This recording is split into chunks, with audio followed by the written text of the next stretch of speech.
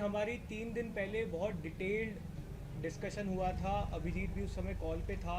वहाँ के छात्रों से बहुत डिटेल में विस्तार में हमने उनकी समस्या समझी है, क्या उनकी डिमांड्स हैं उनको बहुत डिटेल में समझा है। सीजेपी की पूरी टीम झारखंड में जो भी हमारे साथी प्रोटेस्ट कर रहे हैं उनके समर्थन में खड़ी है। हम झारखंड की सरकार से मांग करते हैं कि उनकी सभी डिमांड्स को एक्सेप्ट किया जाए। आज जब हम ये बात कर रहे हैं, सीजेपी की तरफ से एक डेलीगेशन रांची पहुंच रहा है। वो वही सभी प्रोटेस्टिंग छात्रों से मिलेंगे, उनकी बात समझेंगे, उनका साथ देंगे और उनको जिस भी प्रकार का सपोर्ट चाहिए होगा सीजेपी की तरफ से मुहैया कराया जाएगा। और जल्द ही हम लोग भी झारखंड जाकर प्रोटेस्टिंग छात्रों के साथ बैठेंगे। आता इकडे अभी एक second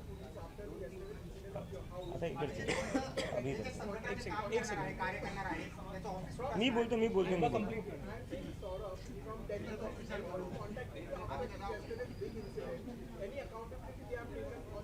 See, I think whatever incident happened. We are talking about nation building right now. Our issues are bigger than all of this. I have, of course, given a former police complaint to the Delhi police, and they are now providing some form of security outside the house. However, all of these things don't matter. We are in for a bigger fight. There are bigger issues to talk about, and we would like to focus just on that.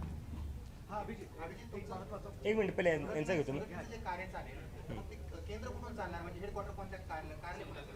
आम्ही त्याच्यावर आता विचार करतोय, जर कोणाला आम्हाला एखादं office space donate करायचं असेल तर प्लीज करा. तुम्ही जी सगळी स्ट्रॅटेजी बनवली आहे, सोनल वांगचूक यांच्यासोबत काही बोलणं झालं, याबाबत काही चर्चा झाली? म्हणजे ते सुरुवातीपासून तुमच्यासोबत आम्ही टचमध्ये आहे, आम्ही टचमध्ये आहे आणि सोनम सर आमचे मेंटर असणार आहेत. जसं जंतर मंतरवर त्यांनी आम्हाला गाईड केले, ते आमचे एक मॉरल कंपास होते आणि पुढे जाऊन ते आमचे मॉरल कंपास असणार आहे. कारण की हे जे आंदोलन जे मोठं झालं ते सोनम वांगचूक सरांशिवाय झालं नसतं. एका प्रकारे त्यांनी आपला जीव धोक्यात टाकून या देशाला जागरूक केलेलं आहे आणि त्यामुळे सोनम सरांचं मार्गदर्शन आम्हाला अतिशय गरजेचं असणार आहे. आंदोलन झालं त्याला विरोधी पक्षाचा पाठिंबा होता, बरोबर? सगळ्या विरोधी पक्षाचा पाठिंबा होता. आता तुम्ही ही जी संघटनात्मक बांधणी करून पुढे जाणारा देशभर, त्यावेळेस जर विरोधी पक्षाच्या सगळ्याच लोकांनी तुम्हाला पाठिंबा देण्याचं ठरवलं, तुमच्या सोबत येण्याचं ठरवलं, तुम्हाला सोबत या असं म्हणले, तर पुढे काय त्याची त्या संदर्भात मग आमची विनंती, भाजप पण आमच्या सोबत आली तर खूप चांगलं होऊन जाईल, देशाचं कल्याण होऊन जाईल. नाही त्यावर मी सर हेच म्हणतोय. नाही on a serious note sir, विरोधी पक्षांनी आम्हाला समर्थन दिलं म्हणजे आम्ही काय इलेक्शनमध्ये कंटेस्ट नाही करते.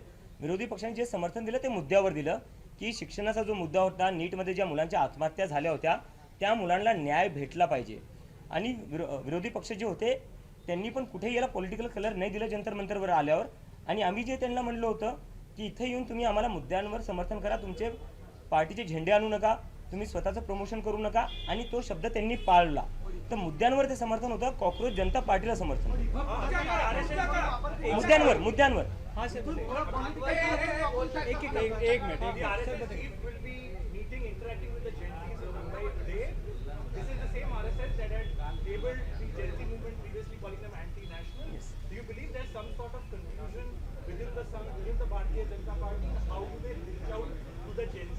I think it's little too late, don't you think? They should have had an interaction on 20th July when these kids were beaten up. Mohan Bhagwat being, I think, the mentor of the BJP, the godfather of the BJP, he should have come forward, he should have interacted with those kids, and he should have made the Prime Minister apologize to those kids who were beaten up by the police on the instructions of Narendra Modi and Amit Shah. Although if he wishes to interact with the Gen Z, it's a good thing. That means the youth of this country, the Gen Z, have compelled these people to come to the Gen Z and to have a dialogue with them, because until now they were dismissive of them. Sir, हाँ sir,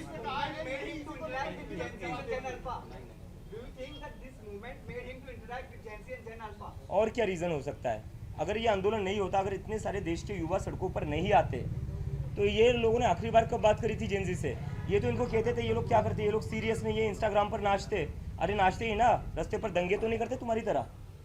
Abhijit, 3 सवाल पूछ लेता हूँ, तीसरे सवाल से जवाब देना. हिंदी में पूछता हूँ. पहला एक सवाल, आपने कहा कि हम भारत भर जाएंगे और क्या करना है वो आपने पहले तय किया. आप बोलते हो कि क्या बोलती है पब्लिक, आप जाके पूछोगे, लेकिन आपने अभी तो तय कर लिया है कि आप किसके ऊपर काम करोगे, तो आप पब्लिक से क्या पूछने वाला? सवाल एक. सवाल दूसरा है कि आप 5-4 लोग जब भारत भर भ्रमण करोगे, जाओगे, घूमोगे, फंडिंग भी जरूरी है, बिल्कुल। उसके लिए आप क्या करने वाले हो? बिल्कुल। अब तीसरा सवाल जो है, आप अभी हम आपको सबको लाइव दिखा रहे हैं, आप हमको बहुत दिनों से गोदी मीडिया कह रहे हो, आज आपको हम गोदी मीडिया लग रहे हैं। मैं फिर से वापस से कहता हूँ, पहली चीज़ जो आपने कही कि आप लोगों से भी पूछोगे और आपने भी आपके कुछ मुद्दे रखे, तो मुझे लगता है कोई भी एक ऑर्गेनाइजेशन होती है, उनका एक एजेंडा होना चाहिए और पब्लिक से भी पूछा जाना चाहिए। अगर हमारे पास एजेंडा नहीं होगा तो हम पब्लिक के पास क्या लेकर जाएंगे? पब्लिक को भी लगेगा हम डायरेक्शन लेस है। और एक होता है कि हम क्या चेंजेस लाना चाहते हैं, डेमोक्रेसी में हमारी भी तो चलनी चाहिए ना सर। हम भी तो जो बदलाव लाना चाहते हैं, जैसे आप लोगों को जो बदलाव लाना चाहते हैं वो भी इक्वली इंपॉर्टेंट है जितना हम जो बदलाव लाना चाहते हैं। तो हमें जो चीज़ें इंपॉर्टेंट लगती है, और ये हमने जो एजेंडा रखा है सर, जो 4 चीज़ों की बात करी हमने, ये हमें कोई सपना नहीं आया है सर। हम भी महसूस कर रही है, हम भी इसी देश के नागरिक हैं, हमने भी देखी ये सारी चीज़ें।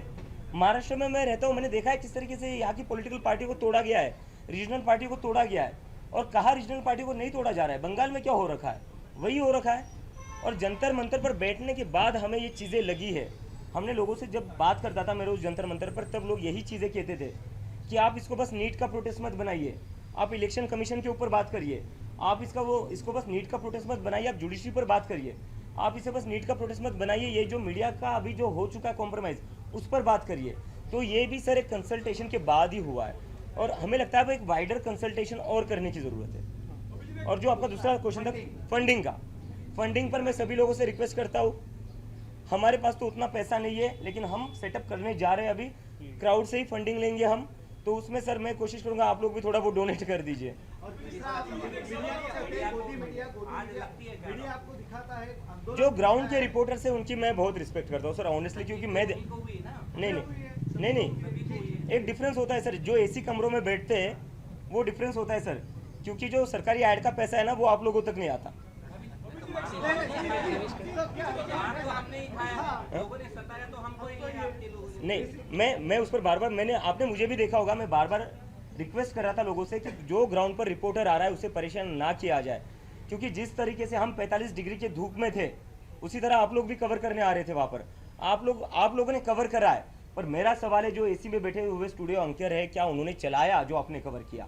कहीं ना कहीं उन लोगों ने आपकी मेहनत भी पानी में फेर दी, आपकी मेहनत पर भी पानी डाला हुआ है।